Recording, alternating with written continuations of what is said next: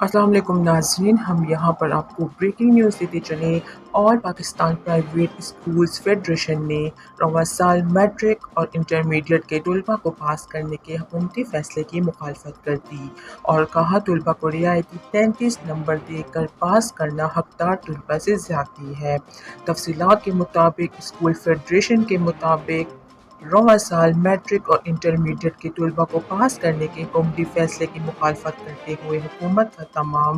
طلباء کو پاس کرنے کا فیصلہ سنگین مذاق قرار دے دیا۔ گزشتہ روز حکومت نے میٹرک اور انٹر کے تمام طلباء کو پاس کرنے کا بڑا فیصلہ کرتے ہوئے کہا تھا کہ کورونا صورتحال کے باعث دوبارہ فوری امتحانات ممکن نہیں ہیں، اس لیے تمام طلباء کو پاس کر دیا جائے گا۔ کانفرنس کے فیصلوں کے مطابق میٹرک اور انٹرمیڈیٹ کے امتحان سال میں 2 بار ہوں گے اور ان امتحانات کو سپلیمنٹری امتحان کا نام نہیں دیا جائے گا، جبکہ آئندہ سال میٹرک امتحانات مئی جون میں ہوں گے اور آئندہ سال نیا سیکشن اگست سے شروع ہوگا۔